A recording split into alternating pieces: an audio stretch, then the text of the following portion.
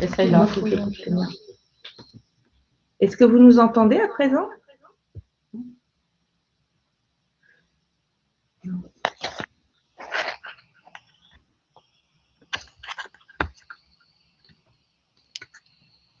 Ah oui, bon, très bien.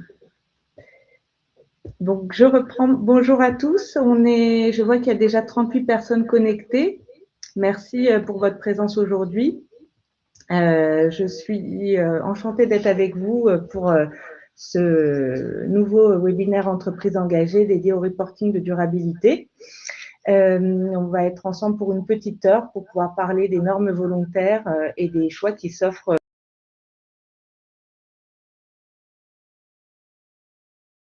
pour que tout le monde puisse se connecter. On a déjà...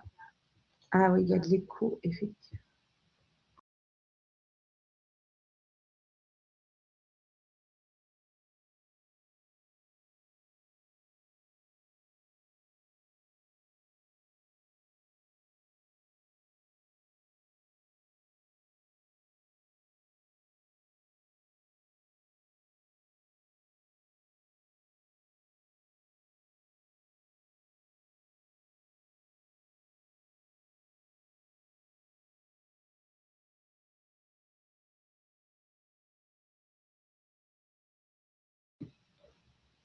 Pas de son. Voilà, essaie maintenant.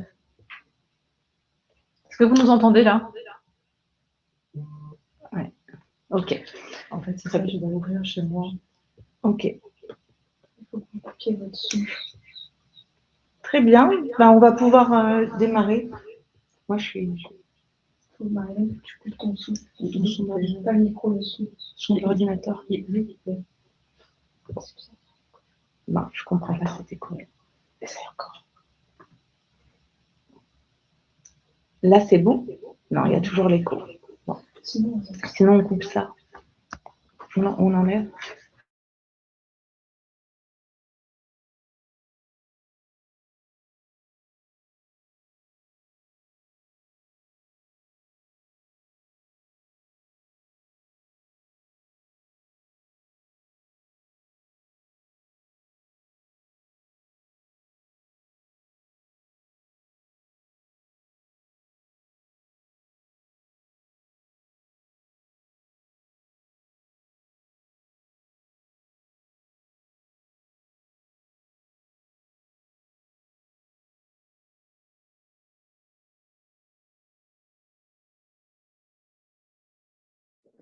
Vous nous entendez?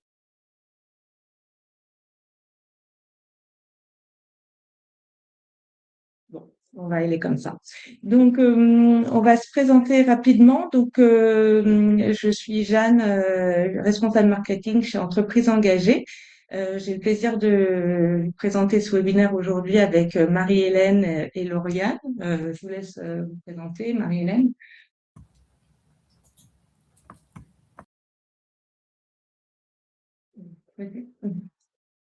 Oui, bonjour à tous. Donc, Marie-Hélène Doumé, je suis responsable du pôle CSRD, enfin Reporting Durabilité et Climat chez Entreprises engagées. Lauriane. Oui, bonjour à tous, ravie d'être présente à ce webinaire. Donc moi, je suis Lauriane Egidio-Lopez, consultante senior RSE et climat chez Entreprises engagées. Donc j'accompagne, comme Marie-Hélène, les entreprises dans leur démarche de durabilité, à la fois sur de la RSE assez globale, mais également sur des thématiques liées au carbone et au reporting de durabilité. Merci à toutes les deux. Rapidement, Entreprises engagées, donc on a un cabinet de conseil en RSE à taille humaine basé à Paris, à 2 pas de l'Étoile, avec 4 expertises principales, la stratégie RSE, la stratégie climat, le reporting de durabilité, sujet qui nous intéresse plus particulièrement aujourd'hui, et l'évaluation EcoVadis. Nous sommes entreprises à mission avec pour raison d'être inspirer les entreprises à s'engager et à produire davantage d'impact positif sur la société. Nous sommes également Bicorp et EcoVadis Platinum. Donc, pour aujourd'hui, voilà le déroulé de notre présentation. On va avoir un rappel du contexte réglementaire de la situation actuelle et l'historique concernant le reporting de durabilité. Les raisons pour lesquelles une entreprise pourrait souhaiter et décider de se soumettre à un reporting volontaire, un focus sur la structure et le contenu de la norme Voluntary Standards, VS, et un point sur les normes volontaires VS et dans quelle mesure elles sont suffisantes pour répondre aux enjeux des entreprises aujourd'hui. Et enfin, de manière concrète, comment mettre en œuvre son reporting volontaire pour une entreprise en fonction de sa maturité et de ses enjeux. Et enfin, des questions-réponses, tout en sachant que nous aurons la possibilité de répondre et prendre vos questions avec grand plaisir au cours de nos échanges. N'hésitez pas à nous les partager via le chat. Voilà. Pardon, Jeanne, je pense qu'il n'y a pas de son. Est-ce que vous avez entendu, Jeanne? Le son fonctionne bien? D'accord. Ok, très bien. Donc, avant de démarrer, je voulais vous poser quelques petites questions sous la forme d'un petit sondage pour faire connaissance. Donc, je vous les partage ici. J'espère que vous les voyez bien. Donc, tout d'abord, pour connaître la taille de votre entreprise, pour savoir un petit peu, et le niveau actuel de maturité de votre démarche RSE. Il y a plusieurs options qui sont proposées pour essayer de définir plusieurs catégories. Je vous laisse quelques instants pour y répondre via le questionnaire, comme ça on pourra avoir quelques statistiques. Donc, a priori, majorité de personnes d'entreprises avec une démarche assez avancée, et des entreprises de taille intermédiaire en majorité. C'est bon pour tout le monde? J'attends encore un peu.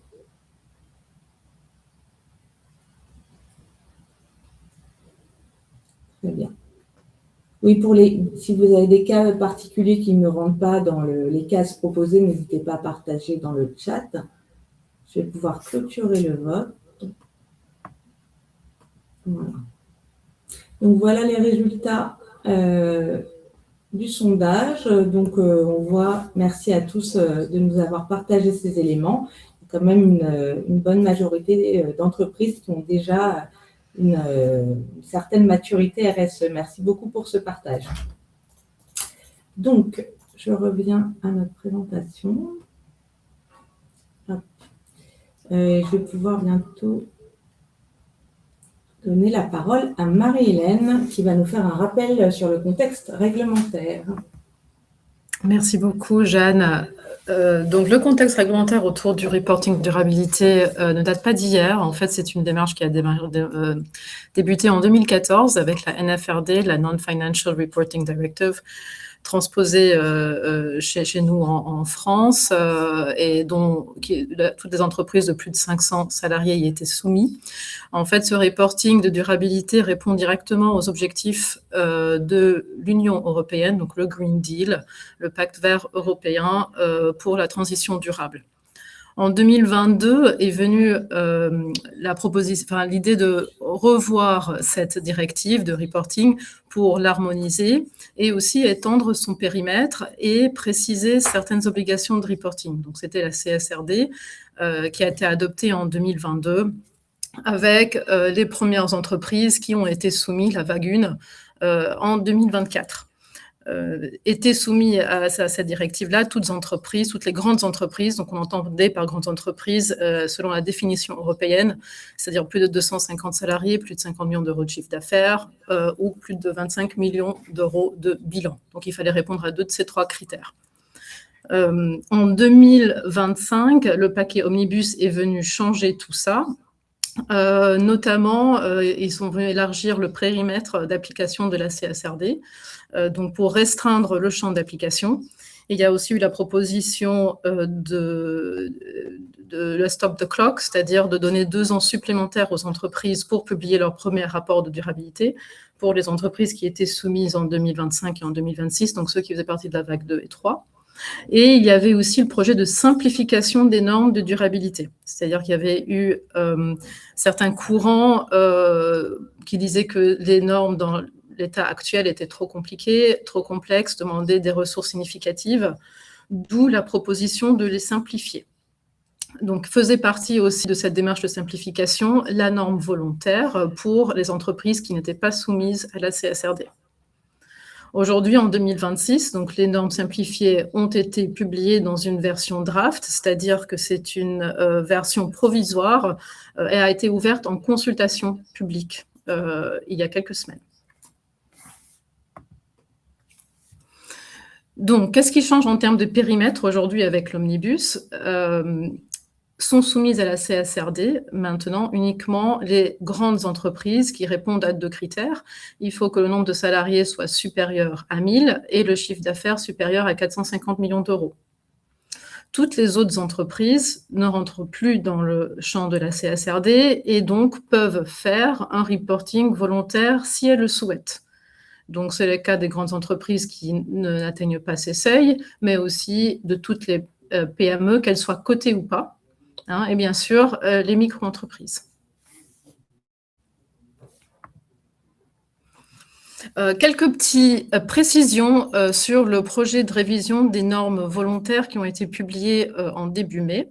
Donc, comme précisé, le champ d'application maintenant est élargi pour ces normes volontaires, du coup, puisqu'elles s'appliquent à toute entreprise qui aurait moins de 1000 salariés ou moins de 450 millions d'euros de chiffre d'affaires, qu'elle soit cotée ou pas cotée. Cette nouvelle norme volontaire aussi catégorise les exigences de reporting. Donc, c'est la différence par rapport aux normes volontaires qui ont pu être publiées avant. C'est-à-dire qu'il y a maintenant une précision entre les points de reporting qui sont considérés obligatoires, dont obligatoires pour s'il y a plus de 10 salariés, obligatoire si applicable, c'est-à-dire qu'il y a certaines conditions qui sont précisées, et si vous répondez à ces conditions, alors vous avez l'obligation de reporter.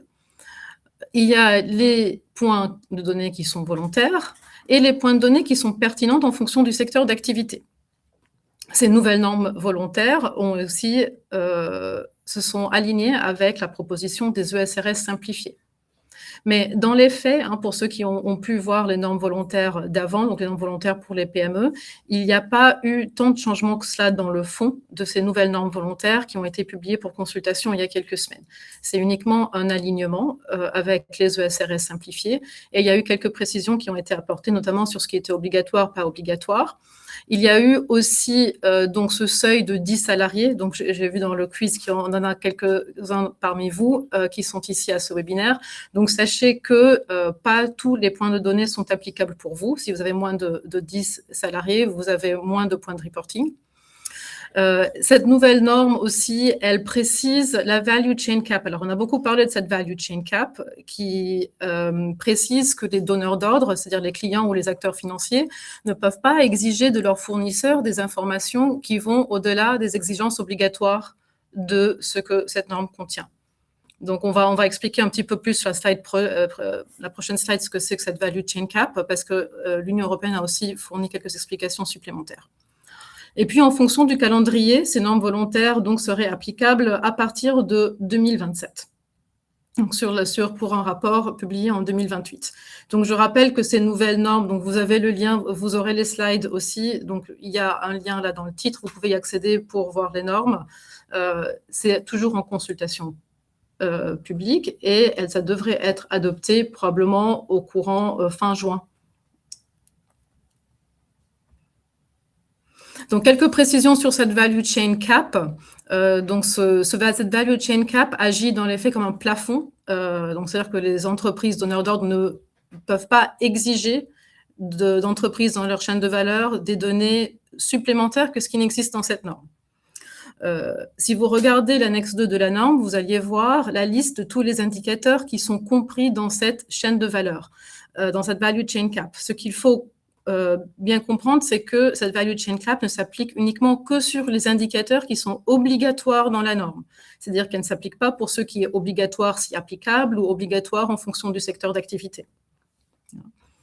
Deuxièmement, le champ d'application, il faut aussi bien comprendre que la value chain cap, elle ne s'applique uniquement qu'au reporting CSRD. C'est-à-dire uniquement pour une entreprise cliente qui vous solliciterait dans le cadre de son propre reporting CSRD. ça ne concerne pas les demandes d'information pour d'autres fins, comme par exemple les acteurs financiers pour répondre à leurs obligations SFDR. Donc ça, c'est un point important. Il ne faut pas que vous pensiez que vous soyez protégé par cette value chain cap. Les entreprises qui ne sont pas soumises à la CSRD n'y sont pas soumises.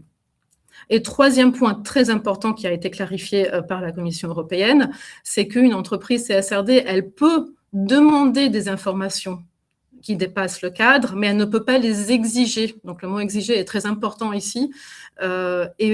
Et les entreprises dans la chaîne de valeur, donc qui ne sont pas soumises, ont le droit de refuser ces informations-là. Donc cette value chain cap, en fait, elle opère comme un droit de refus, mais les entreprises donneurs d'ordre ont très bien le droit de vous demander des informations qui vont au-delà de cette norme. Par contre, il faut qu'elle explique quelles sont ces informations demandées qui ne sont pas incluses dans la norme volontaire et que vous aviez le droit légal de les refuser. Voilà, donc ça c'est un point très important de précision parce que voilà, les entreprises, surtout si vous avez des clients qui sont des grandes entreprises soumises à la CSRD, qui ont des ambitions RSE ou de durabilité assez ambitieuses, ils ont le droit de vous les demander, vous avez le droit de refuser, mais bien sûr, si vous le refusez, c'est peut-être qu'une question de temps avant qu'ils se tournent vers d'autres entreprises qui sont capables de fournir ces données. Ok, très bien. Je suis désolée, vous ne me voyez plus, mais en fait, quand j'ai ma caméra, je ne sais pas pourquoi, il y a l'écho, donc je préfère que vous n'ayez pas l'écho. Merci beaucoup, Marie-Hélène, donc, pour ce rappel du contexte réglementaire.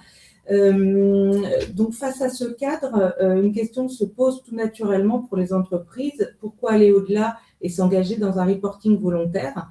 Une vraie question à laquelle Lauriane va tenter de nous répondre. Oui, c'est vrai qu'on peut être tenté, quand on n'a plus d'obligation réglementaire, de se dire je pose le crayon, j'arrête de faire du reporting. Même s'il y a un ralentissement au niveau des obligations réglementaires, il n'y a pas un ralentissement, en tout cas, au niveau des demandes marché. Nous, on le voit vraiment avec nos clients qui sont assez sollicités et de plus en plus sollicités par justement leurs donneurs d'ordre, leurs clients, parfois leurs banques et leurs investisseurs, pour avoir des informations sur leur durabilité, sur leurs actions, sur leur stratégie, etc. Donc, on voulait vraiment faire un peu une piqûre de rappel. Je pense que on a dû vous répéter plein de fois les avantages d'avoir un reporting.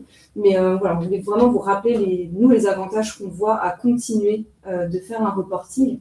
Même s'il est volontaire, justement, c'est de l'opportunité de pouvoir le hiérarchiser, de pouvoir l'adapter à votre structure aussi, dans ces cas-là. Mais aussi, on voit d'autres avantages, c'est justement répondre à ces donneurs d'ordre, comme je viens de l'indiquer, pouvoir rester justement référencé dans les appels d'offres ou même dans les fournisseurs de certains grands clients qui, eux, ont des attentes vis-à-vis de leurs fournisseurs, sur le climat notamment, par exemple. En interne, ça va être aussi un moyen pour vous de piloter votre démarche RSE si vous en avez une. Si vous avez des actions, si vous avez une démarche, comment on peut suivre vos progrès dans le temps grâce à un reporting et à des indicateurs. Donc, ça va vous aider à structurer votre démarche, à démontrer vos résultats, à piloter également ces indicateurs pour montrer en interne ce que vous faites, mais également au niveau de la direction. Un troisième avantage qu'on voit à continuer de faire du reporting, c'est maîtriser les risques. En mesurant, on est capable de se dire, par exemple sur la partie climat, j'ai des indicateurs d'énergie, je vais peut-être pouvoir faire des économies d'énergie sur certains aspects, mais je vois aussi des risques sur d'autres, par exemple sur l'eau, si j'ai une énorme consommation d'eau par mois, il y a peut-être des fuites quelque part, et du coup ça va aider à maîtriser ces coûts et ces risques également. Donc ça peut être des risques d'image, des risques financiers, mais également des risques opérationnels. Un autre avantage, je le disais en introduction, c'est améliorer l'accès au financement. Nous, on a de plus en plus de clients qui ont des prêts indexés par rapport à certains indicateurs. Donc, d'où l'intérêt, effectivement, de construire ces indicateurs et de les suivre dans le temps pour démontrer justement à ces acteurs financiers où vous en êtes dans votre démarche et votre performance aussi. Et ça va déterminer notamment parfois des accès à certains crédits et financements. Et les deux derniers avantages qu'on voit, anticiper la réglementation, notamment si vous êtes une entreprise qui est proche des seuils de la CSRD, donc 1000 collaborateurs et 450 millions d'euros de chiffre d'affaires, quand vous êtes proche, avoir un reporting, ça permet quand même d'anticiper peut-être le fait qu'un jour vous allez être soumis. Souvent, on anticipe 2-3 ans avant de se mettre en conformité à ce type de démarche. Donc, anticiper la réglementation, c'est aussi un avantage, en tout cas, d'avoir un reporting pour cela. Et enfin, un dernier avantage qu'on peut voir, c'est aussi pour vous en interne ou même vis-à-vis de votre marque employeur, avoir un rapport de durabilité avec des indicateurs qui démontrent vos actions sur le sujet. C'est quand même un avantage. Au-delà d'être un avantage compétitif, ça va aussi être un avantage pour vos futurs candidats et même les collaborateurs qui sont déjà dans votre entreprise. Et pour terminer sur cette partie avantage, on voulait également vous montrer un graphique qui est issu d'un rapport de l'EFRAG sur les analyses coûts-bénéfices justement des normes VSME qu'on appelle aujourd'hui VS. Là, vous avez un graphique qui expose en tout cas le pourcentage de PME qui vont être exposés à des demandes de rapports de durabilité type VS. Donc vous avez sur la gauche en 2025 là, le total de 10% d'entreprises qui sont soumises à cette demande, donc demande de la part de parties prenantes externes, avec le détail par type de PME, donc micro, petite et moyenne entreprise. S'il faut, on ne va pas lire le graphique en détail, mais ce qu'il faut retenir de ce graphique, c'est entre 2025 et 2028, on passe de 10 à 20% de demandes, de PME qui vont être concernées par des demandes de type VS.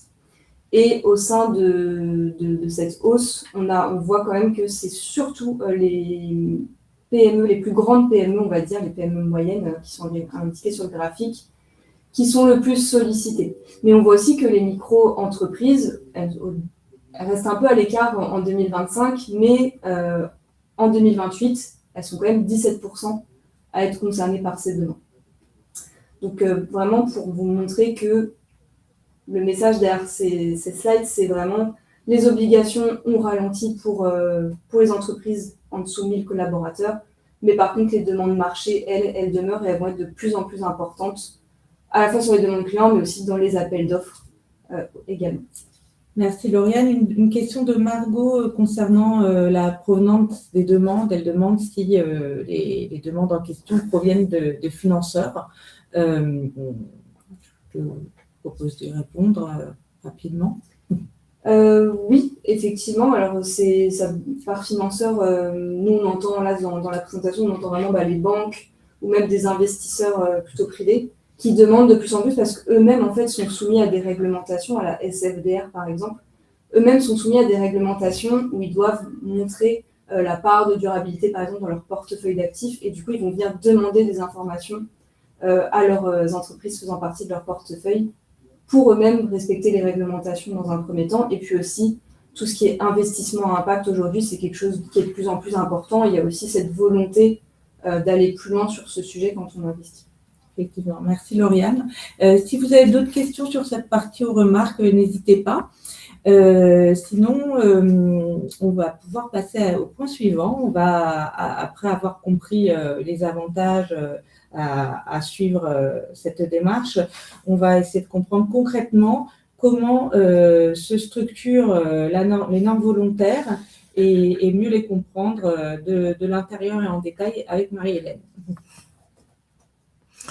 Alors, pour comprendre ces normes volontaires, il y a 2 modules, un module de base et un module plus complet. Et ce qu'il faut comprendre, c'est que le module de base est un prérequis pour le module complet. C'est-à-dire que le module complet vient s'ajouter sur tous les points de reporting du module de base. Les normes volontaires sont divisées par, vous avez l'annexe 1, donc il détaille toutes les précisions sur les points de reporting des 2 modules. Et ensuite, vous avez 3 appendices donc qui clarifient les définitions, les enjeux de durabilité potentielle aussi auxquels une entreprise peut faire face, et puis les informations qui sont requises par les acteurs financiers, c'est-à-dire c'est une genre de cartographie entre les indicateurs de la norme volontaire et puis les obligations de reporting des acteurs financiers. Et ensuite, très intéressant, vous avez dans cette nouvelle norme volontaire une annexe qui est dédiée aux indicateurs de la value chain cap, c'est-à-dire le plafond des indicateurs, ceux qui sont inclus pour la chaîne de valeur.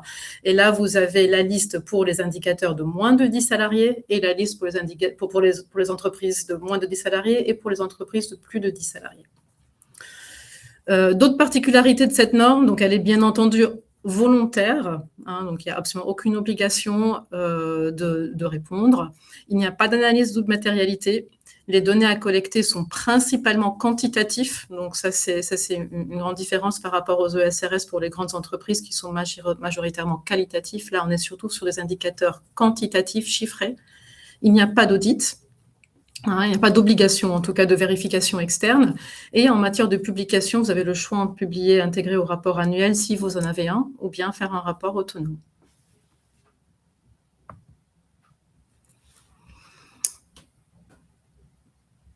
Alors, il y a certains d'autres points de précision dans ce rapport de durabilité. Premièrement, la période de couverture doit être l'année en cours.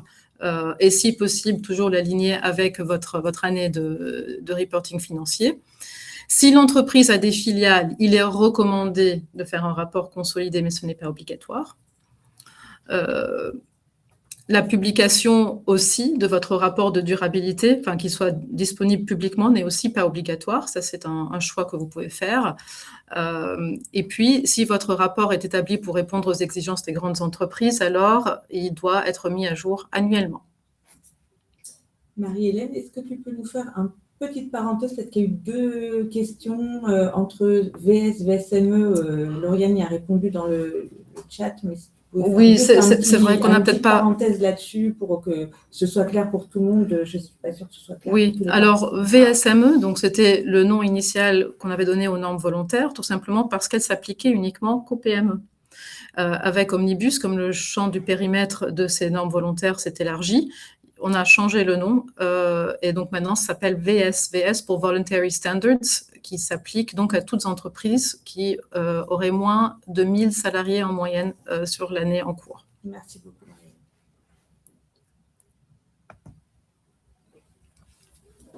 Donc c'est pour ça que vous voyez énormément, en fait, l'une a remplacé l'autre. Hein, voilà. Donc la structure modulaire de la norme volontaire donc s'articule, comme on l'a dit, sur un module basique auquel s'ajouterait un module complet. Et là, dans le module basique, vous avez certains points de reporting donc liés aux enjeux environnementaux, sociaux et de gouvernance. Et le module complet donc, va un peu plus loin, donc demande plus d'informations qualitatives, par exemple sur les politiques, sur les émissions de gaz à effet de serre, sur les risques climatiques et des indicateurs supplémentaires aussi sur les effectifs humains et les incidents de droits humains dans la chaîne de valeur et aussi des ratios supplémentaires, des indicateurs supplémentaires sur la gouvernance. Vous avez bien entendu la possibilité de compléter avec des indicateurs sectoriels ou bien propres à vous si vous le souhaitez. Donc voilà, pour aller un peu plus en détail sur chaque module. Donc le module basique, vous avez chacun des normes là, donc de B1 à B11. Ce qui est obligatoire, donc c'est la base de préparation, c'est-à-dire vous dites est-ce que vous soumettez un rapport selon le module basique ou complet. Les politiques et pratiques sont uniquement obligatoires si applicables. Hein, donc si vous n'avez pas de politique, évidemment, vous n'avez pas besoin de reporter là-dessus. Si vous n'avez pas d'objectif non plus. Les indicateurs sur les énergies et gaz à effet de serre. Donc ça, c'est essentiellement des indicateurs quantitatifs sur votre consommation énergétique et la part de renouvelables. Ce n'est obligatoire que si vous avez plus de 10 salariés. Les indicateurs sur la pollution de l'eau, sur la biodiversité ne sont obligatoires que si applicables, c'est-à-dire si vous avez des process qui consomment beaucoup d'eau, ou bien si vous êtes dans des zones de stress hydrique, ou bien dans des zones sensibles à la biodiversité. D'accord ? La pollution de l'air et de l'eau, ça, ce n'est applicable uniquement que si vous êtes assujetti aux normes de reporting sur la pollution de l'air, de l'eau et du sol. L'utilisation des ressources économie circulaire, là, vous avez certains points de reporting qui sont obligatoires pour des entreprises de plus de 10 salariés et certaines qui sont applicables en fonction de certains critères. Ensuite, sur le volet social, vous avez des indicateurs sur le nombre de salariés par genre, par type de contrat, et en obligatoire, si vous aviez des filiales dans différents pays, vous devez aussi fournir le nombre de salariés par pays. Vous fournissez aussi en obligatoire donc le taux des accidents du travail, et si vous aviez des décès, il faut fournir les décès. Ensuite, sur la rémunération, dialogue social et formation, vous avez des indicateurs sur le salaire décent, le pourcentage de salariés soumis à une convention collective, et puis les heures moyennes de formation. Et pour celles qui sont applicables, les différences de salaire entre hommes et femmes. Voilà. Et puis, dernièrement, le B11, uniquement si vous avez eu des condamnations et amendes pour corruption, vous devez reporter dessus. Okay. La value chain cap, je précise à nouveau, ne s'applique uniquement que sur le reporting obligatoire. Et je précise, d'ailleurs, je pense que je ne l'ai pas fait, mais pour les gaz à effet de serre, c'est uniquement le scope 1 et 2 qui est requis ici dans ce module basique. Si on passe au module complet, donc là, on demande plus d'informations plutôt d'ordre stratégique, ici sur le modèle commercial de l'entreprise et comment est-ce que l'entreprise intègre des considérations de durabilité dans sa stratégie commerciale. Vous avez aussi à indiquer si vous avez des politiques ou des processus en place, mais uniquement si elles existent. Si elles n'existent pas, vous n'avez pas à le faire. Alors, vous avez une considération spéciale sur la publication de vos émissions de gaz à effet de serre sur le scope 3. Donc, vous n'avez à fournir les émissions de scope 3. Donc, ça, c'est pertinent uniquement si dans votre secteur, vous avez un scope 3 important. Donc, vous ne publiez uniquement que si c'est pertinent pour votre secteur d'activité. En général, le scope 3 l'est pour une grande partie des secteurs d'activité. Ensuite, si vous avez un plan de transition et des objectifs, là, il faut le fournir également, mais uniquement si vous aviez, c'est pour ça que c'est applicable, uniquement si applicable. Les risques climatiques, pareil, si vous avez identifié les risques physiques liés au climat, vous avez l'obligation de les présenter, mais uniquement si vous l'aviez fait. Ensuite, d'autres indicateurs plutôt sur le volet social qui sont obligatoires, donc c'est le turnover, toujours si vous avez plus de 10 salariés. Là, si vous aviez un code de conduite et si vous avez une procédure d'alerte, ça, vous avez l'obligation aussi de le dire si vous avez plus de 10 salariés. Et puis, les atteintes sur les droits humains aussi, vous devez déclarer le nombre d'incidents sur vos effectifs propres et sur les effectifs de votre chaîne de valeur. Voilà. Voilà, donc je précise pareil que la value chain cap ne s'applique uniquement que sur ces indicateurs qui sont obligatoires. Donc voilà, mention à nouveau sur le scope 3 qui n'est pertinent qu'en fonction de votre secteur d'activité et qui donc n'est pas couvert par ce value chain cap. Néanmoins, je pense que vous savez, plusieurs personnes qui sont sur ce webinaire ont peut-être fait l'expérience d'entreprises qui demandent très souvent le scope 3. D'ailleurs, les grands clients en ont besoin des scope 3 des entreprises de la chaîne de valeur pour pouvoir affiner leur propre bilan d'émissions de gaz à effet de serre. Donc, c'est en tout cas une exigence qui va devenir de plus en plus importante de la part des grands donneurs d'ordre.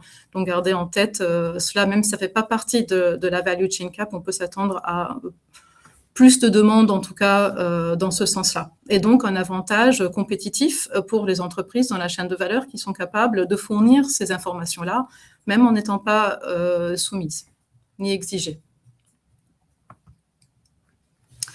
Donc, voilà un exemple sur comment ce module complet s'articule avec le module basique. Donc là, on a pris l'exemple du B6 sur les effectifs propres.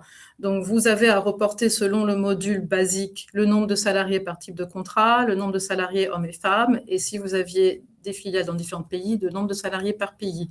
Donc, ça, c'est obligatoire de base.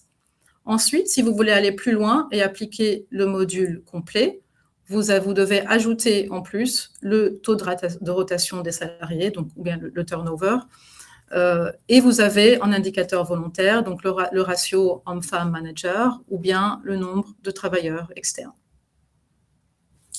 Marie-Hélène, est-ce que ce serait possible de prendre la question de Mélissa? Bonjour, pouvons-nous creuser les attentes pour B4, pollution air, sol, eau, SVP, également pour B5 et zone de stress hydrique? Comment savoir si nous sommes concernés et quelles études réaliser? Alors, je ne sais pas si on ne pourra peut-être pas développer très en détail, mais peut-être donner un peu d'éléments pour répondre à Mélissa, s'il te plaît. Oui, bien sûr. Donc le B4, c'est applicable si nécessaire uniquement. C'est-à-dire une entreprise ne doit reporter que les émissions des polluants dans l'air, l'eau et le sol que vous devez déjà déclarer auprès des autorités européennes ou françaises, enfin, en tout cas, si vous en aviez une. Donc ici, il ne s'agit pas d'une déclaration supplémentaire que vos obligations qui existent déjà. En général, c'est en fonction de votre secteur d'activité. Si déjà vous devez reporter le niveau de vos polluants atmosphériques, par exemple, ça ne change pas. Vous devez toujours le reporter. Il n'y a rien de supplémentaire demandé dans cette norme volontaire. Et pour l'eau, donc ce qui est obligatoire pour les entreprises de plus de salariés, c'est la quantité d'eau prélevée. D'accord ? Dans d'eau prélevée, donc selon les besoins de l'entreprise. Et ce qui est obligatoire si les entreprises ont des process qui sont consommateurs d'eau, c'est la consommation d'eau. Donc par consommation d'eau, on entend la différence entre ce qui est prélevé et ce qui est rejeté. Alors, donc, en général, les entreprises n'ont pas toujours l'information sur ce qui est rejeté, à moins d'avoir des process industriels en place. C'est pour ça que cet indicateur-là s'applique uniquement s'il y a des processus en cours ou qui sont largement consommatrices d'eau, dans le sens où elles consomment et elles ne rejettent pas, c'est-à-dire des processus qui absorbent l'eau, ou bien où il y a de l'eau qui pourrait s'évaporer ou autre. Voilà. J'espère que c'est plus clair. Merci beaucoup, Marie-Hélène. Mélissa, effectivement, j'espère que ça répond à votre question. On avait également une question de Karl. L'entreprise transforme et commercialise les productions d'une 50aine d'agriculteurs. Comment les intégrer et mentionner dans un reporting? Voilà. Pardon, la question, c'était… L'entreprise transforme et commercialise les productions d'une 50aine d'agriculteurs. Comment les intégrer et les mentionner dans le reporting? Ces agriculteurs donc, ne sont pas salariés. Karl, il faudrait que vous nous précisiez ça. Si les agriculteurs sont salariés, donc dans ce cas-là, ça compte comme des salariés, il faut le reporter. S'ils ne sont pas salariés et qu'ils sont uniquement dans votre chaîne de valeur et que vous avez uniquement une activité d'achat, revente, dans ce cas-là, les agriculteurs sont dans votre chaîne de valeur et ce n'est pas considéré comme des travailleurs extérieurs. Non, ne sont pas salariés. Donc, voilà, je crois que Marie-Hélène a répondu à la question. Merci beaucoup, Marie-Hélène. Et on avait une question un petit peu plus générale pour comprendre de la part de Paula comment on peut savoir si on est applicable ou non, par exemple, sur les effectifs. Alors, sur les effectifs, il faut compter les effectifs en moyenne sur l'année. Donc, faire attention, donc, c'est pas, ce qui est demandé, ce n'est pas les effectifs au 31 décembre. Donc, c'est vraiment les effectifs en moyenne sur l'année. Typiquement, ce qu'on fait, on prend les nombres d'effectifs mois par mois et on fait la moyenne. Okay. Merci beaucoup, Marie-Hélène, pour tous ces éléments. On va pouvoir passer au point suivant. Les normes volontaires sont-elles suffisantes? L'AVS est-elle suffisante pour répondre aux enjeux des entreprises? Alors là, je pense qu'on va répondre directement à la question de Nicolas que je vois apparaître dans le chat. Voilà. Donc, effectivement, c'est toute la question. Est-ce que le reporting volontaire est suffisant? Initialement, cette norme volontaire, elle a été conçue pour les plus petites entreprises, c'est-à-dire les entreprises qui n'avaient pas vraiment de démarche en cours, qui n'avaient pas beaucoup de ressources. Lorsqu'il y a eu l'élargissement du périmètre pour cette norme volontaire, vous avez vu, en fait, il n'y a pas eu beaucoup d'ajustements dans le contenu de cette norme. Et même les indicateurs alors pour certains sont très basiques, même sur les droits humains, vous avez des indicateurs où il suffit de répondre par oui/non. Par exemple, avez-vous une politique sur les droits humains? Et il suffit de répondre oui/non. Ça ne va pas dans beaucoup de détails. Et donc, pour des entreprises qui sont un peu plus avancées, vous allez peut-être trouver qu'elles ne répondent pas assez bien à vos attentes de vos parties prenantes, ou peut-être même qu'elles ne valorisent pas suffisamment ce que vous avez pu mettre en place. Donc, nous, ce qu'on a, on a défini un genre de spectre. Si on prend la norme volontaire comme étant le plus simple, et puis les ESRS simplifiés pour les grandes entreprises comme étant voilà, le plus abouti en termes de reporting. Et puis, vous avez tout ce qu'il y a au milieu. Voilà, hein. Et étant une norme volontaire, bien sûr, vous avez le droit d'adapter cette norme-là en fonction de ce que vous voulez faire. C'est-à-dire que cette norme volontaire, elle agit comme un sol, comme un plancher. Hein. Et les ESRS simplifiés peuvent être le plafond. Et puis, en fonction de ça, bah, vous décidez où est-ce que vous voulez placer le curseur. Et alors, en quoi qu'est-ce qui va déterminer ce choix? Bah, vous avez 3 choses. Vous avez les ressources humaines et budgétaires que vous pouvez avoir en place. Donc, ça dépend de la taille de votre entreprise, des équipes que vous avez mobilisées. Est-ce que vous avez un département RSE ou une personne RSE dédiée? Est-ce que vous avez des ressources financières à consacrer à ce reporting? Et aussi, très important, surtout si vous avez une configuration un peu complexe avec des filiales, est-ce que vous avez un outil de collecte de données? Hein, donc ça, c'est en termes de ressources. Deuxième critère à considérer, c'est votre maturité. Est-ce que vous faites cet exercice pour la première fois? Oui ou non? Est-ce que vous avez déjà entamé une réflexion sur les enjeux qui sont matériels selon votre activité? Est-ce que vous avez déjà en place des politiques environnementaux, sociaux, de gouvernance, un code de conduite? Est-ce que vous avez réfléchi à des objectifs? Est-ce que vous êtes uniquement dans une démarche de je reporte ce que je fais, mais sans réfléchir à long terme, à mon plan d'action? D'accord? Donc ça, c'est en termes de maturité RSE. Et aussi, troisième critère, la demande de vos parties prenantes. Est-ce que vous avez des clients qui vous demandent de plus en plus des informations sur vos pratiques de durabilité? Comment est-ce que vous les intégrez dans vos activités, dans vos processus? Vos acteurs financiers, est-ce qu'ils vous les demandent aussi pour vous faire un prêt bancaire? Vos investisseurs, si vous avez aussi des investisseurs privés. Les appels d'offres, j'avais passé aussi un commentaire passé que de nombreux appels d'offres maintenant incluent également des critères de durabilité. C'est effectivement le cas. Les agences de notation aussi. Hein, si vous avez des ambitions d'être évalué par EcoVadis ou d'autres agences, ce sont aussi des choses qui sont de plus en plus exigées. Et puis, la demande de vos collaborateurs aussi, ne pas oublier, comme l'avait dit Lauriane, c'est aussi un gage d'attractivité de pouvoir proposer une stratégie de durabilité. Alors, comment faire le choix parmi tout ça? Alors, le module de base de la norme volontaire serait le plus adapté pour les toutes petites entreprises ou bien les PME qui démarrent dans leur démarche de développement durable. C'est souvent adapté aussi si vous n'avez pas vraiment de fonction dédiée à la RSE et que vous avez un budget limité. En termes de maturité, c'est aussi le cas si vous démarrez, si vous faites ça pour la première fois, ou bien si vous avez peu de politique ou de procédures en place. Elle va répondre aux besoins minimums de vos clients, oui, et aussi aux besoins minimums des acteurs financiers. Voilà. Si vous voulez aller un peu plus loin, pour le module complet, alors là, on recommande si vous avez quelqu'un de la RSE à temps plein, à temps partiel ou à temps plein. Donc, ne pas oublier quand même, hein, donc surtout, je vais être très franche avec vous, dans ce module complet, ce qui prend le plus de temps, c'est le reporting sur le scope 3, d'accord, sur les émissions de scope 3. Bon, les politiques et tout ça, oui, ça prend, c'est important aussi, mais ça demande moins de ressources, j'ai envie de dire, que de collecter les données de vos fournisseurs et tout pour faire le scope 3. Donc vraiment, parmi toutes les obligations, je pense vraiment celui-ci auquel il faudra faire attention.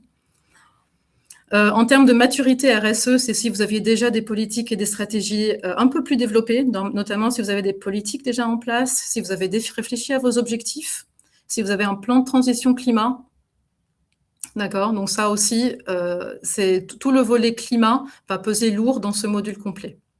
D'accord, donc vous avez 3 points sur le climat qui sont importants, les émissions scope 3, le plan de transition et les risques climatiques. D'accord. Voilà, toujours, c'est si applicable, hein, si vous les aviez en place. Sinon, vous pouvez dire que vous ne les aviez pas en place et vous êtes toujours aligné avec cette norme. Ensuite, du côté de vos parties prenantes, si vous avez des obligations réglementaires un peu plus poussées, hein, les indicateurs de la norme complet donc répondent aux émissions Scope 3, au plan de transition climat, aux risques climatiques qui sont souvent aussi très demandés par les acteurs financiers notamment. Vous avez aussi plus d'informations sur la parité hommes-femmes, les écarts de salaire, etc., qui sont aussi des indicateurs très demandés. Ensuite, c'est là où ça devient intéressant, c'est si vous voulez aller plus loin même que ce module complet. Et là, on recommande surtout pour des entreprises qui sont plus structurées, qui ont peut-être une équipe RSE un peu plus développée, et si vous avez plus de ressources financières aussi à votre disposition, et un outil de collecte simple. Pas besoin de faire très sophistiqué encore à ce stade, mais déjà, si vous avez un outil de collecte simple, que vous avez l'habitude de le faire, ça peut être une solution pour vous. Si vous avez des politiques et des stratégies de reporting aussi mises en œuvre, vous avez déjà fait publier un premier rapport, vous avez déjà des indicateurs que vous publiez. Si vous avez fait une analyse de matérialité aussi, alors simple ou double, on n'est pas encore forcément à la double, mais déjà si vous avez fait une matérialité simple, c'est déjà intéressant d'en parler et d'aller un peu plus loin que les simples exigences de la norme volontaire. Et puis, pour les parties prenantes, si vous avez des acteurs financiers qui sont plus exigeants, je pense à des clients grands comptes qui sont soumis à la CSRD, peut-être des acteurs financiers qui sont article 8 ou article 9, donc spécifiques sur les fonds de durabilité, là aussi, ça peut devenir intéressant d'aller un peu plus loin que ce que demande cette norme volontaire. Et finalement, pour les entreprises les plus avancées, bien sûr, rien ne vous empêche de faire un rapport complètement aligné aux ESRS. Donc ça, c'est surtout recommandé si vous êtes une entreprise qui est proche des seuils, notamment si vous êtes pas trop loin, vous avez encore 2 ans avant d'y être soumis, jusqu'en 2028 pour votre premier rapport, ça peut être l'occasion de commencer déjà à faire votre premier rapport conforme aux ESRS, mais de manière volontaire. Donc ça, c'est surtout si vous avez des ressources humaines, financières assez importantes, un outil de reporting aussi adapté, si vous avez des politiques déjà bien en place, un objectif aussi, analyse de toute matérialité réalisée. Je rappelle que c'est exigé dans les ESRS d'avoir fait une analyse de toute matérialité. Et si vous avez fait votre reporting depuis plusieurs années. Voilà, pour les parties prenantes, les exigences pour les entreprises dans ce cadre qui sélectionneront les ESRS simplifiés, donc ce sera pareil, des entreprises plutôt exigeantes et qui attendent des informations importantes sur la durabilité de la part de leur chaîne de valeur.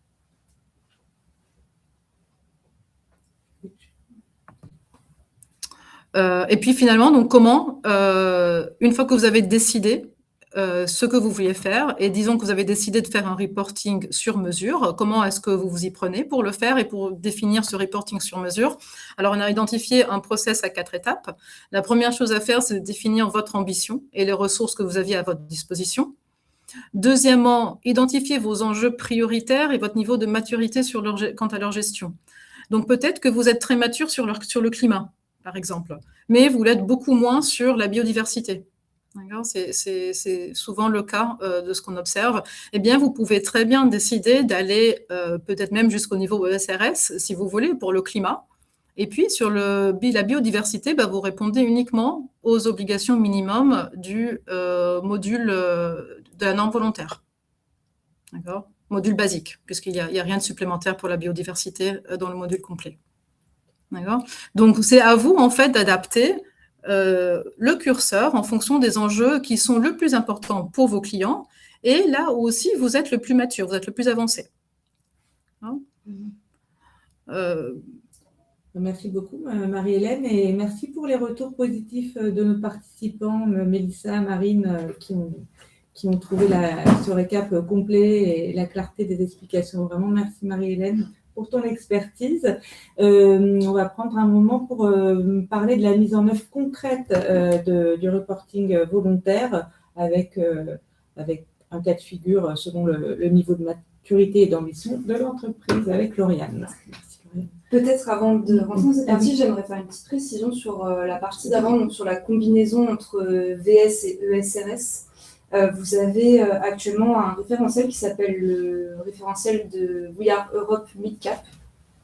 Donc We Are Europe, c'est une association de professionnels de la durabilité en Europe, donc des cabinets de conseil et autres, en fait, qui ont construit un on va appeler ça un référentiel, un standard de reporting qui en fait vraiment est un entre-deux entre la VSME et les ESRS qui ont été allégés. Donc ça répond complètement à la question ici de comment définir son reporting. Vous pouvez vous reposer sur ces normes.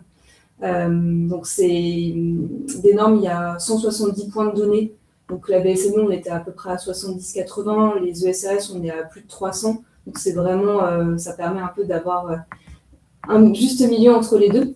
Et ça reprend aussi l'analyse de double matérialité et l'organisation du reporting en politique, action, objectifs et indicateurs également, qui sont demandés dans les ESRS. Donc en tout cas, nous, plutôt moi à titre personnel, mais également entreprise engagée, on pense que si vous n'avez pas d'idée de comment vous lancer dans un peu ce reporting entre deux, vous pouvez en tout cas étudier ce référentiel qui est très bien et qui reprend 100% de la VSME et on va dire les 30 à 50% des ESRS. Voilà, c'était une petite parenthèse. Et du coup, sur la partie, donc, comment concrètement maintenant je fais en tant qu'entreprise pour mettre en place tout ce reporting. Donc nous, on a identifié 2 cas de figure. Un premier cas de figure ici, vous voyez sur cette slide, où là, vous êtes une entreprise qui n'a pas encore démarré de reporting, qui veut répondre à des demandes de clients ou d'autres parties prenantes sur avoir un rapport de reporting plutôt simple, mais qui répond à ces demandes. On vous conseille, nous, un projet en 4 étapes, avec une première étape de cadrer, sensibiliser. Très important de sensibiliser les collaborateurs qui vont être impliqués dans le reporting à ce que c'est la RSE, pourquoi c'est important et qu'est-ce qu'un reporting et pourquoi c'est important de le faire aujourd'hui en tant qu'entreprise. Donc vraiment, cette étape de cadrage, ça va vous permettre d'embarquer les personnes concernées dans le projet. Et vous allez également définir le périmètre ici et le référentiel de reporting. Donc, par exemple, si j'ai des filiales, est-ce que je prends toutes mes filiales en compte? Est-ce que je vais prendre un pays peut-être en pilote ou prendre d'autres pays où je suis implantée dans le reporting? Et le choix du référentiel ici. Donc, généralement, quand on veut répondre à des demandes simples de clients, comme l'a indiqué Marie-Hélène, on va être plutôt sur du VS avec module complet et pas sur des ESRS allégés qui sont, même si le nom allégé porte bien son nom, qui sont un peu plus complets. Ouais. Donc, première étape de cadrage. Deuxième étape, ensuite, réaliser un diagnostic. Tout simplement, est-ce que vous avez déjà des indicateurs en place dans votre entreprise? Est-ce que vous avez des actions aussi mises en place? On en a souvent qui sont en place, mais on en fait sans le savoir. Donc, vraiment diagnostiquer, faire un état des lieux d'où vous en êtes à la fois sur les actions et les indicateurs. Vous allez peut-être vous apercevoir que vous avez plein d'indicateurs déjà en place, mais qu'il faudrait peut-être les améliorer au niveau du calcul, par exemple. Ça va vous permettre d'identifier également vos principaux enjeux RSE, vos points forts et vos axes d'amélioration sur la partie RSE en général, mais également sur la partie reporting. En deuxième étape, une fois qu'on a fait ce diagnostic, on se dit « Ok, j'ai choisi le référentiel, il va me falloir tel ou tel indicateur. Je vais définir une gouvernance. » Donc, c'est où est-ce que je vais aller chercher la donnée, qui a la donnée dans mon entreprise également. Donc, qui vont être les contributeurs de ce reporting. C'est les personnes qui vont nous aider à collecter les données. Il va falloir également définir un process de collecte de données. Donc, est-ce que je me sers d'un fichier Excel ou je vais m'outiller avec un logiciel de reporting, comme il y en a plein également actuellement sur le marché. Donc, est-ce que je vais faire une fréquence plutôt annuelle pour commencer ou je vais après être dans du semestriel, voire du trimestriel pour certains indicateurs. Donc, ça, c'est toutes ces questions que vous allez devoir vous poser et pour entamer la collecte de données. Donc, collecte de données quantitatives, donc des indicateurs chiffrés, mais également des données qualitatives, d'où l'intérêt d'analyser vos pratiques RSE en amont dans le diagnostic pour voir ce que vous faites pour les valoriser. Parce que l'objectif, on arrive à la dernière étape, c'est d'avoir un rapport de durabilité, mais un rapport de durabilité qui soit quand même communicant, pas juste des indicateurs chiffrés, sur des pages, mais aussi décrire ce que vous faites en RSE, dans la démarche RSE, quand est-ce que vous l'avez lancé, quelles actions accompagnent quels indicateurs par exemple. Essayez d'en faire un peu la vitrine de ce que vous faites sur le sujet de la durabilité. Donc là, c'est vraiment la dernière étape de rédiger le rapport et de le communiquer si vous le souhaitez, en tout cas donc, aux personnes qui vous le demandent, mais également vous pouvez le communiquer en interne et aussi le publier sur votre site. Donc ça, c'était vraiment le premier cas de figure où voilà, répondre à une demande client, avoir un reporting plutôt simple pour se lancer dans une première démarche de reporting, une démarche RSE. Après, on a un deuxième cas de figure qui est là un peu plus stratégique, on va dire. Donc là, c'est dans le cas d'une entreprise qui a par exemple peut-être déjà une démarche RSE, quelques éléments de reporting, mais qui veut vraiment se lancer dans une démarche complète de durabilité et qui veut surtout l'intégrer à la stratégie globale. C'est très important d'avoir une stratégie RSE qui soit intégrée à la stratégie globale pour que ça ne soit pas juste un élément de communication. Donc là, vous allez retrouver les 4 étapes que j'ai citées précédemment, donc le cadrage, le diagnostic, la collecte des données et la rédaction. Mais en fait, ce qu'on conseille, c'est vraiment de placer après le diagnostic une étape un peu de stratégie, formalisation de stratégie. Donc j'ai fait mon diagnostic, j'ai identifié mes principaux enjeux. Je vais ensuite réaliser une analyse de double matérialité ou de matérialité simple si pour des questions de moyens ou de temps, vous n'avez pas les moyens de faire la double matérialité. Pour rappel, double matérialité, donc je vais analyser mon entreprise, quels sont les impacts sur l'environnement et la société, et je vais aussi analyser quels sont les risques et opportunités sur des enjeux de durabilité. Donc je fais cette analyse de double matérialité, ça permet de prioriser mes enjeux RSE, d'identifier et de cartographier mes parties prenantes également, et ensuite je vais travailler sur la formalisation de ma stratégie. Donc, je vais faire des axes d'engagement. Par exemple, si l'eau, c'est un gros sujet pour mon entreprise, dans les process, par exemple, je vais m'engager à, par exemple, réduire et optimiser mes consommations d'eau dans mes process de production, par exemple.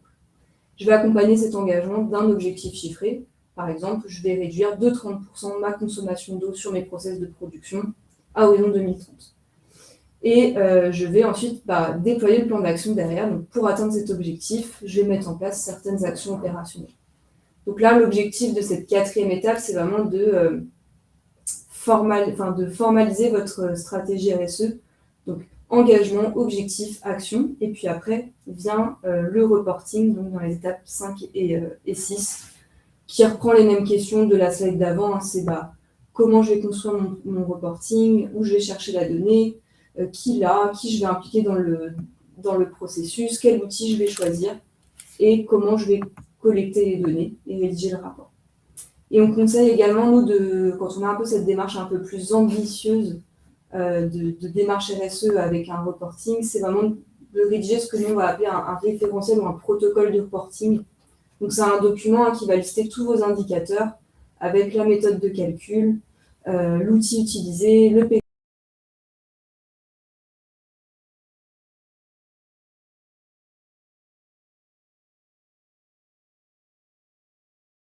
Rapidement, je fais une toute petite aparté pour publier, si vous souhaitez prendre rendez-vous pour qu'on puisse explorer ça de manière un peu plus approfondie et personnalisée, vous pouvez prendre rendez-vous via le bandeau que je viens de faire apparaître. Je te laisse. Ça marche. Alors, je vais passer très rapidement de cette slide. C'est un peu ce que je vous ai dit à l'oral, donc vraiment définir le périmètre, faire un protocole de reporting, avoir un référentiel, donc on vous a expliqué aussi quel référentiel choisir. L'analyse de double matérialité, l'outil de reporting assez important, Excel c'est bien, mais nous on conseille vraiment d'avoir un logiciel de reporting dédié. Et vous avez plus de son? Si, c'est bon. C'est bon. Ah, ok, okay. Excusez-moi. Et mobiliser aussi les bonnes personnes, sensibiliser et embarquer les personnes dans le reporting. C'est des personnes qui vont faire ça parfois en plus de leur métier. Donc c'est important de les embarquer et de leur donner envie. Et pour des logiciels de reporting, alors il y en a plein sur le marché.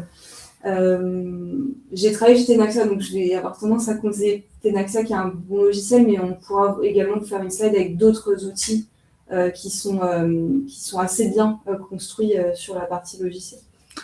En fait, sur l'outil, ça va dépendre beaucoup de votre situation, ce que vous avez en place, si vous avez d'autres outils, vous voulez des interfaçages. Donc, en fait, il faut vraiment faire un bilan de vos besoins en termes de collecte de données pour pouvoir trouver l'outil le plus approprié aussi. Ils ne font pas tous la même chose, donc c'est très important de passer du temps à définir vos besoins. Tout à fait. Voir un peu les fonctionnalités que vous voulez et avoir un cahier des charges plus précis. Mais en tout cas, quand on démarre le reporting, avoir un logiciel SaaS, par exemple, pour commencer, ça peut être bien. Et après, comme indiqué Marie-Hélène, avoir quelque chose avec des API, par exemple, quand vous avez un reporting un peu plus complexe, c'est aussi un bon élément. Je me permets d'aller très vite sur ces slides. Donc là, vous avez le lien avec le site de l'EFRAG qui répertorie en fait tous les standards, tous les guides, tous les outils que vous pouvez utiliser pour votre reporting si vous souhaitez mettre en place la norme, alors il y a marqué VSME, mais la norme VS ou même les ESRS allégés. On vous rajoutera également des informations sur le référentiel Midcap de We Are Europe. Et pour conclure ce webinaire, avant peut-être de prendre quelques minutes pour répondre aux questions, ce qu'il faut retenir, c'est qu'actuellement, on a une consultation publique à la fois pour les ESRS simplifiés et également pour la VSME qui s'appelle maintenant VS. Donc, consultation publique qui a démarré début mai et qui devrait prendre fin mi-juin. En tout cas, mi-juin, fin juin, début juillet, on aura quelque chose d'un peu plus clair, cadré et finalisé. Et l'adoption de ces normes, donc ESRS allégé et VS, devrait se faire donc, pour 2027, donc sur l'exercice 2026. La VS, nous, on la conseille surtout quand vous commencez votre démarche et que vous voulez répondre à des attentes de grandes entreprises sur le sujet. C'est un bon point de départ. C'est pas forcément ce qu'il faut faire perdurer dans le temps. C'est vraiment pour vous lancer dans la démarche et après, il faut le compléter avec des éléments stratégiques, des éléments de communication sur votre démarche RSE. Donc, c'est vraiment notre parti pris chez Entreprises Engagées, c'est d'avoir cette base, mais après, vraiment de l'alimenter au fur et à mesure des années avec beaucoup plus de contenu stratégique et concret. Pas juste des indicateurs chiffrés. Pour rappel aussi, les entreprises non soumises comme vous devez l'être, c'est aussi une opportunité de pouvoir hiérarchiser, construire votre reporting avec un peu plus de temps, de flexibilité qu'avant, où vous deviez suivre des standards assez parfois précis. Donc c'est vraiment une opportunité là de construire le reporting qui vous ressemble.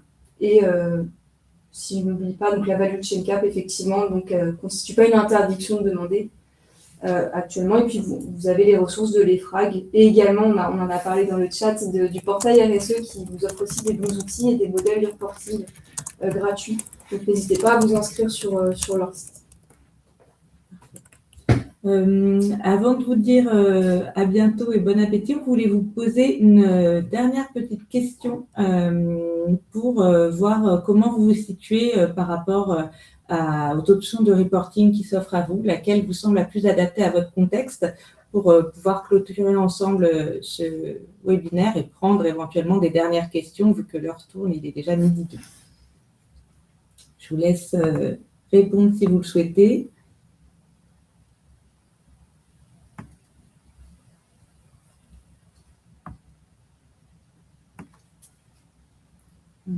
Encore quelques secondes. Très bien. Eh bien, voilà le résultat. Donc, on a une majorité d'entreprises qui se projettent davantage dans un reporting volontaire sur mesure entre VS et VSRS. Merci pour ce partage. Il ne nous reste plus qu'à vous souhaiter une très bonne journée et merci pour votre participation et vos retours positifs concernant le webinaire. On sera ravis de pouvoir reprendre nos échanges dans nos prochains contenus et nos prochains webinaires. Très bon appétit à tous et très bonne journée. Merci beaucoup. Bonne journée à tous. Merci, au revoir.